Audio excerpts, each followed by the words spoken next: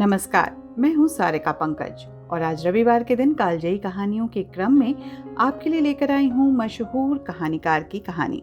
लेकिन उससे पहले उनका थोड़ा सा परिचय। हमारे दौर के महान कथाकार भीष्म साहनी मानवीय करुणा, संवेदना, संबंध, मूल्य और नैतिकता के प्रबल चितेरे थे। 8 अगस्त 1915 को रावलपिंडी में एक सीधे सादे मध्यवर्गीय परिवार में पैदा हुए भीष्म साहनी ने 1935 में लाहौर के गवर्नमेंट कॉलेज से अंग्रेजी विषय में एमए की परीक्षा उत्तीर्ण की और डॉक्टर इंद्रनाथ मदान के निर्देशन में concept of the hero in the novel विषय पर शोध कार्य किया। पहली कहानी अबला रही इंटर कॉलेज की पत्रिका रावी में छापी गई तथा दूसरी कहानी नीली आंखें अमृत राय के संपादकत्व में हंस में छपी। साहनी जी की चर्चित रचनाओं में झरोखे, कड़ियां, तमस, बसंती, मायादास की माड़ी, कुंतो, नीलू नीलिमा नीलोफर नामक उपन्यास रहे तो भाग्य रेखा, पटरियां, पहला पाठ, भटकती राख, वार्चू, शोभा यात्रा, निशाचर, पाली, प्रतिनिधि कहानियां व मेरी प्रिय कहानियां नाम से 10 कहानियों का संग्रह सृजन किया। नाटकों के क्षेत्र में भी उन्होंने हानुश, कबीरा, खड़ा बाजार में, माधवी, मुआवजे जैसी प्रसिद्धि प्राप्त नाटक को लिखा। उनकी जो जीवनियां और साक्षात्कार प्रकाशित हुए उनमें मेरे भाई बलराज, अपनी बात, मेरे साक्षात्कार तथा बाल साहित्य, वापसी, गुलेल का खेल आदि सृजन शामिल हैं। अपनी मृत्यु के कुछ दिन पहले आज के अतीत नाम से उनकी आत्मकथा प्रकाशित हुई। 11 जुलाई 2003 को आपका शरीर पंच तत्वों में विलीन हो गया। आज उन्हीं की लिखी हुई कहानी लेकर आपके बीच आई हूं। कहानी का नाम है चीफ की दावत। श्यामनाथ और उनकी धर्मपत्नी को पसीना पोंछने की फुर्सत नहीं थी। पत्नी ड्रेसिंग गाउन पहने, उलझे हुए बालों का जूड़ा बनाए, मुंह पर फैली हुई सुर्खी और पाउडर को मले और मिस्टर श्यामनाथ सिगरेट पर सिगरेट फूंकते हुए चीजों की फेरहिस्त हाथ में थामे एक कमरे से दूसरे कमरे में आ जा रहे थे। आखिर 5 बजते बजते तैयारी मुकम्मल होने लगी। कुर्सियां, मेज, तिपाइयां, नैपकिन, फूल सब बरामदे में पहुंच गए। ड्रिंक का इंतजाम बैठक में कर दिया गया। अब घर का फालतू सामान अलमारियों के पीछे और पलंगों के नीचे छिपाया जाने लगा। तभी श्यामनाथ के सामने सहसा एक अड़चन आके खड़ी हो गई। माँ का क्या होगा? इस बात की ओर न अभी तक उनकी कुशल गृहिणी का और न खुद उनका ध्यान गया था। मिस्टर श्यामनाथ श्रीमती जी की ओर घूमकर अंग्रेजी में बोले, माँ का क्या होगा? श्रीमती जी काम करते करते ठहर गईं और थोड़ी देर तक सोचने के बाद बोली, इन्हें पिछवाड़े इनकी सहेली के घर भेज दो। रात भर बेशक वहीं रहें, कल आ जाएं। श्यामनाथ सिगरेट मुंह में रखे सिकुड़ी आंखों से श्रीमती जी के चेहरे की ओर देखते हुए पल भर सोचते रहे। फिर सिर हिलाकर बोले, नहीं नहीं, मैं नहीं चाहता कि उस बुढ़िया का आना जाना यहाँ फिर से शुरू हो जाए। पहले ही बड़ी मुश्किल से बंद किया था। माँ से कहें कि जल्दी ही खाना खाकर शाम को ही अपनी कोठरी में चली जाए। मेहमान कहीं 8 बजे आएंगे, इससे पहले ही अपने काम निपटा लें। सुझाव तो ठीक था, दोनों को पसंद आया, मगर फिर सहसा श्रीमती जी बोल उठी, जो वो सो गईं और नींद में खर्राटे लेने लगी तो साथ ही तो बरामदा है जहां लोग खाना खाएंगे, तो इन्हें कह दें कि अंदर से दरवाजा बंद कर लें, मैं बाहर से ताला लगा दूंगा, या माँ को कह देता हूं कि अंदर जाकर सोए ही नहीं बैठी रहें। और क्या? और जो सो गई तो डिनर का क्या मालूम कब तक चले? 11 बजे तक तो तुम ड्रिंक ही करते रहते हो। श्यामनाथ कुछ खींच उठे, हाथ झटकते हुए बोले, अच्छी भली ये भाई के पास जा रही थी, तुमने यूं ही खुद अच्छा बनने के लिए बीच में टांग अड़ा दी। वाह, तुम माँ और बेटे की बातों में मैं क्यों पूरी बनूं? तुम जानो और वो जाने। मिस्टर श्यामनाथ चुप रहे। ये मौका बहस का तो था नहीं, समस्या का हल ढूंढने का था। उन्होंने घूमकर माँ की कोठरी की ओर देखा। कोठरी का दरवाजा बरामदे में खुलता था। बरामदे की ओर देखते हुए झट से बोले, मैंने सोच लिया है, और उन्हीं कदमों माँ की कोठरी के बाहर जाकर खड़े हो गए। माँ दीवार के साथ एक चौकी पर बैठी दुपट्टे में मुंह सिर लपेटे माला जप रही थी। सुबह से तैयारी होती देख माँ का भी दिल धड़क रहा था। बेटे के दफ्तर का बड़ा साहब घर पर आ रहा है, सारा काम सुबीते से चल जाए। माँ, आज तुम खाना जल्दी खा लेना, मेहमान लोग 7:30 बजे तक आ जाएंगे। माँ ने धीरे से मुंह पर से दुपट्टा हटाया और बेटे को देखते हुए कहा, आज मुझे खाना नहीं खाना है बेटा, तुम जो जानते हो मांस मछली बने तो मैं कुछ नहीं खाती। जैसे भी हो अपने काम जल्दी से निपटा लेना। अच्छा बेटा। और माँ, हम लोग पहले बैठक में बैठेंगे, उतनी देर तुम यहाँ बरामदे में बैठना और फिर जब हम यहाँ आ जाएं तो तुम गुसल खाने के रास्ते बैठक में चली जाना। माँ अवाक बेटे का चेहरा देखने लगी, फिर धीरे से बोली, अच्छा बेटा। और माँ, आज जल्दी सो नहीं जाना, तुम्हारे खर्राटों की आवाज दूर तक जाती है। माँ लज्जित से आवाज में बोली, क्या करूं बेटा, मेरे बस की बात नहीं है, जब से बीमारी से उठी हूं नाक से सांस नहीं ले सकती। मिस्टर श्यामनाथ ने इंतजाम तो कर दिया, फिर भी उनकी उधेड़ बुन खत्म नहीं हुई। जो चीफ अचानक उधर आ निकला तो 8-10 मेहमान होंगे, देसी अफसर, उनकी स्त्रियां होंगी, कोई भी गुसल खाने की तरफ तो जा सकता है। क्षोभ और क्रोध में वो झुंझलाने लगे।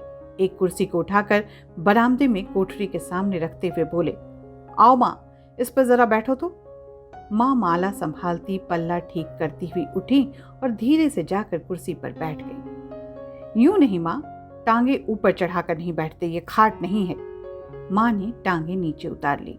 और खुदा के वास्ते नंगे पैर नहीं घूमना, न ही वो खड़ाऊं पहनकर सामने आना, किसी दिन तुम्हारी ये खड़ाऊं उठाकर मैं बाहर फेंक दूंगा। माँ चुप रही। कपड़े कौन से पहनोगी माँ? जो है वही पहनूंगी बेटा, जो कहो पहन लूं। मिस्टर श्यामनाथ सिगरेट मुंह में रखे और फिर अधखुली आंखों से माँ की ओर देखने लगे और माँ के कपड़ों की सोचने लगे। श्यामनाथ हर बात में तरतीब चाहते थे। घर का सब संचालन उनके अपने हाथ में था। खूंटियां कमरों में कहाँ लगाई जाएं, बिस्तर कहाँ पर बिछे, किस रंग के पर्दे लगाए जाएं, श्रीमती जी कौन सी साड़ी पहने, मेज किस साइज की हो। श्यामनाथ को चिंता थी कि अगर चीफ का साक्षात माँ से हो गया तो कहीं लज्जित नहीं होना पड़े। माँ को सिर से पांव तक देखते हुए बोले, तुम सफेद कमीज और सफेद सलवार पहन लो माँ, पहन क्या हो तो जरा देखूं। माँ धीरे से उठी और अपनी कोठरी में कपड़े पहनने चली गई। ये माँ का झमेला ही रहेगा, उन्होंने फिर अंग्रेजी में अपनी स्त्री से कहा। कोई ढंग की बात हो तो भी कोई कहे, अगर कहीं कोई उल्टी सीधी बात हो गई, चीफ को बुरा लगा तो सारा मजा जाता रहेगा।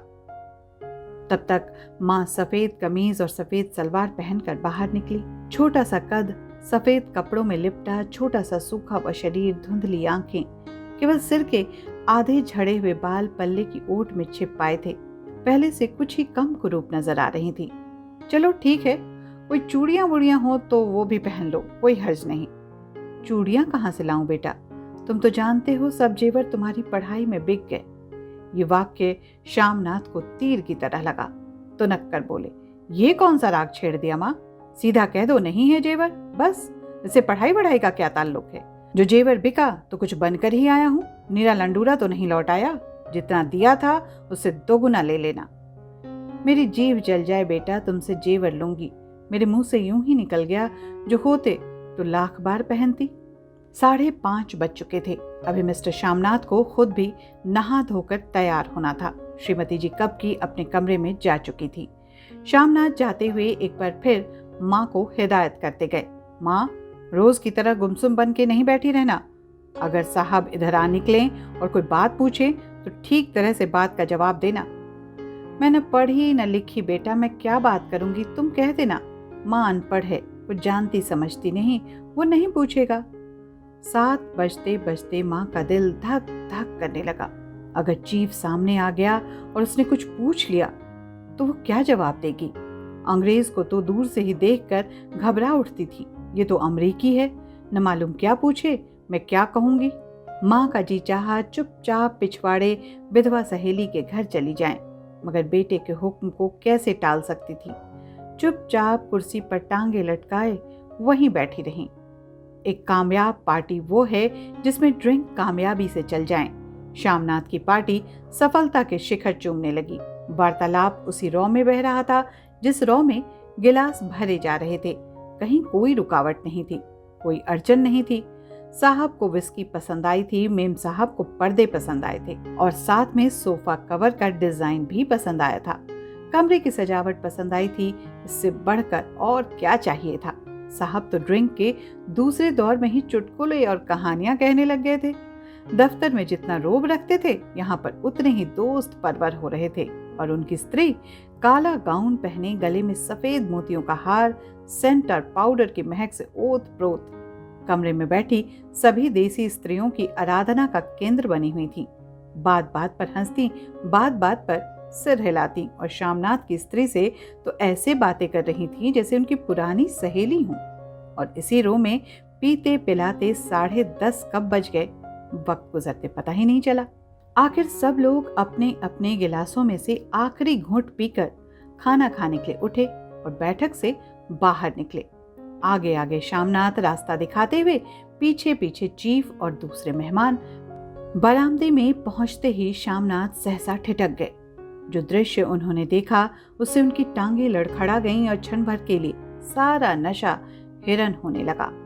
बरामदे में ऐन कोठरी के बाहर मां अपनी कुर्सी पर ज्यों की त्यों बैठी थी, मगर दोनों पांव कुर्सी की सीट पर रखे थे और सिर दाएं से बाएं और बाएं से दाएं झूल रहा था। मुंह से लगातार गहरे खर्राटों की आवाज आ रही थी। जब सिर कुछ देर के लिए टेढ़ा होकर एक तरफ को थम जाता तो खर्राटे और भी गहरे हो उठते और फिर जब झटके से नींद टूटती तो सिर फिर दाएं से बाएं झूलने लगता। पल्ला सिर पर से खिसक आया था और मां के झड़े हुए बाल आधे गंजे सिर पर से अस्त व्यस्त बिखर रहे थे। देखते ही शामनाथ क्रुद्ध हो उठे। जी चाहा कि मां को धक्का देकर उठा दें और उन्हें कोठरी में धकेल दें, मगर ऐसा करना संभव नहीं था। चीफ और बाकी मेहमान पास ही खड़े थे। मां को देखते ही देसी अफसरों की कुछ स्त्रियां हंसती कि इतने में चीफ ने धीरे से कहा, पुअर डियर। मां हड़बड़ा के उठ बैठी। सामने खड़े इतने लोगों को देखकर ऐसी घबराई कि कुछ कहते न बना। झट से पल्ला सिर पर रखती हुई खड़ी हो गई और जमीन को देखने लगी। उनके पांव लड़खड़ाने लगे और हाथों की उंगलियां थर थर कांपने लगी। मां, तुम जाके सो जाओ, तुम क्यों इतनी देर तक जाग रही थी?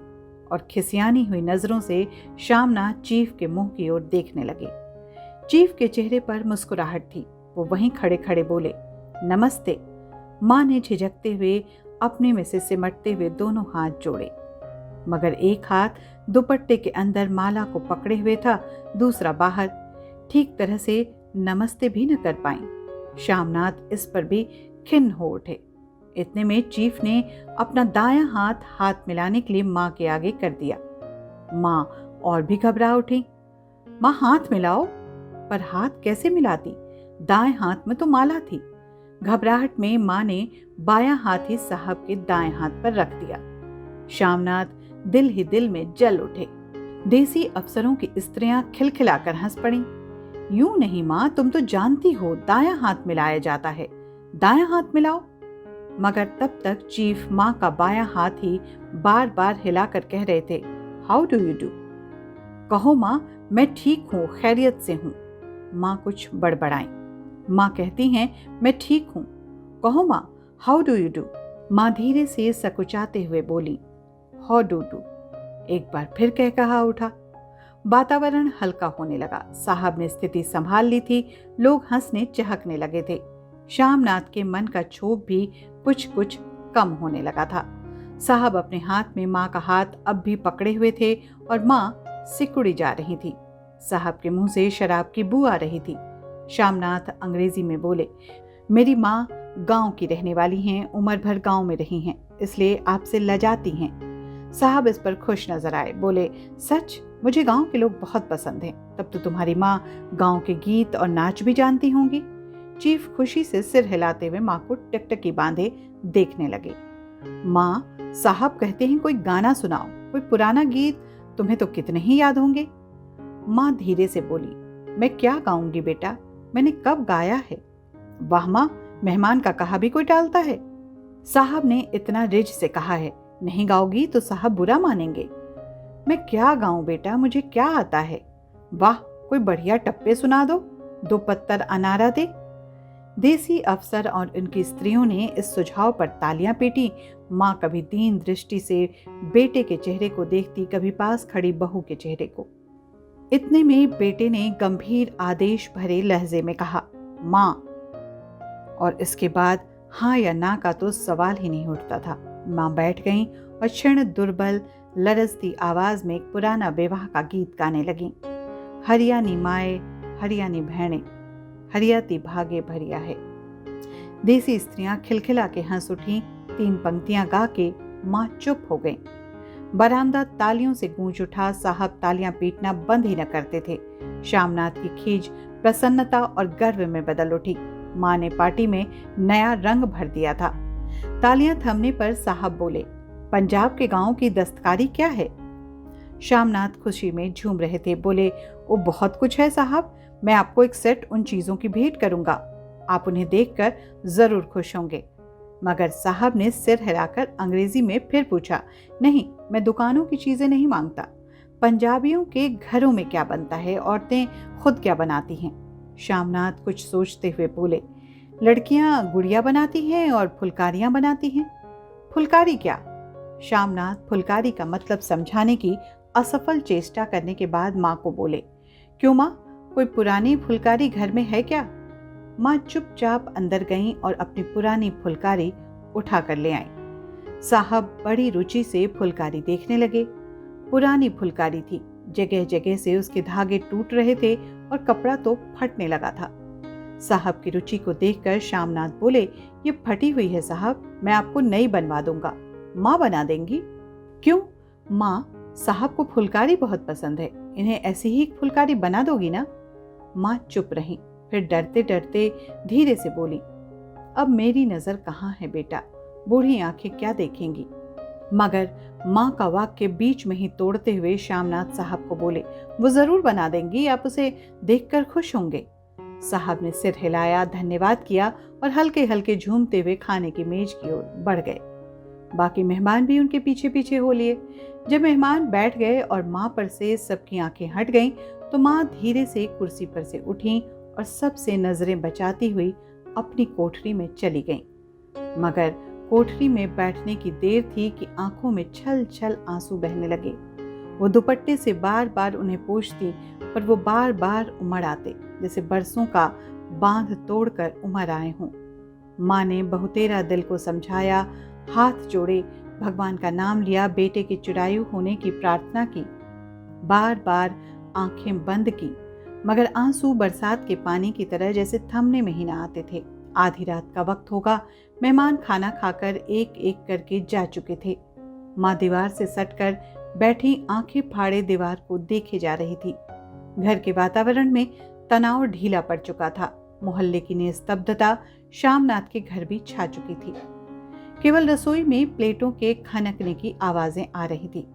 तभी सहसा माँ की कोठरी का दरवाजा जोर से खटकने लगा। माँ, दरवाजा खोलो। माँ का दिल बैठ गया।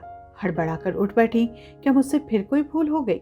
माँ कितनी देर से अपने आप को कोस रही थी कि क्यों उन्हें नींद आ गई, क्यों वो ऊँघने लगी, क्या बेटे ने अभी तक क्षमा नहीं किया? माँ उठी और कांपते हाथों से दरवाजा खोल दिया।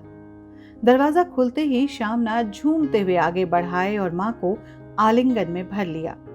ओ अम्मी, तुमने तो आज रंग ला दिया। साहब तुमसे इतना खुश हुआ है कि क्या कहूँ। माँ की छोटी सी काया सिमट कर बेटे के आलिंगन में छिप गई। माँ की आंखों में फिर आंसू आ गए। उन्हें पोंछती हुई धीरे से बोली, बेटा तुम मुझे हरिद्वार भेज दो, मैं कब से कह रही हूँ। श्यामनाथ का झूमना सहसा बंद हो गया और उनकी पेशानी पर फिर तनाव के बल पड़ने लगे। उनकी बाहें माँ के शरीर पर से हटाईं। क्या कहा माँ? ये कौन सा राग तुमने फिर छेड़ दिया? श्यामनाथ का क्रोध बढ़ने लगा था। बोलते गए, तुम मुझे बदनाम करना चाहती हो ताकि दुनिया कहे कि बेटा माँ को अपने पास नहीं रख सकता? नहीं बेटा, अब तुम अपनी बहू के साथ जैसा मन चाहे रहो। मैंने अपना खा पहन लिया, अब यहाँ क्या करूंगी? जो थोड़े दिन जिंदगानी के बाकी हैं, भगवान का नाम लूंगी।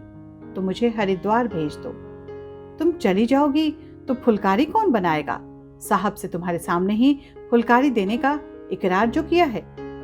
मेरी आंखें अब नहीं है बेटा जो फुलकारी बना सकूं, तुम कहीं और से बनवा लो, बनी बनाई ले लो। माँ, तुम मुझे धोखा दे के यूं चली जाओगी, मेरा बनता काम बिगाड़ोगी। जानती नहीं, साहब खुश होगा तो मुझे तरक्की मिलेगी। माँ चुप हो गई, फिर बेटे के मुंह की ओर देखती हुई बोली, क्या तेरी तरक्की होगी? क्या साहब तेरी तरक्की कर देगा? क्या उसने कुछ कहा है ऐसा? कहा नहीं, मगर देखती नहीं कितना खुश गया है। कहता था जब तेरी माँ फुलकारी बनाना शुरू कर देगी तो मैं देखने आऊंगा कि कैसे बनाती हैं। जो साहब खुश हो गया तो मुझे इससे बड़ी नौकरी भी मिल सकती है, मैं बड़ा अफसर बन सकता हूँ।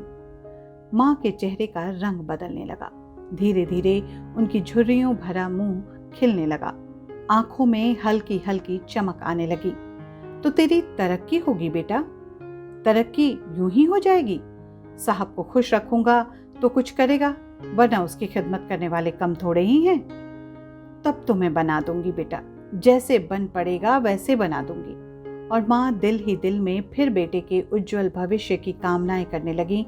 और मिस्टर श्यामनाथ, अब सो जाओ माँ, कहते हुए तनिक लड़खड़ाते हुए अपने कमरे की ओर घूम गए।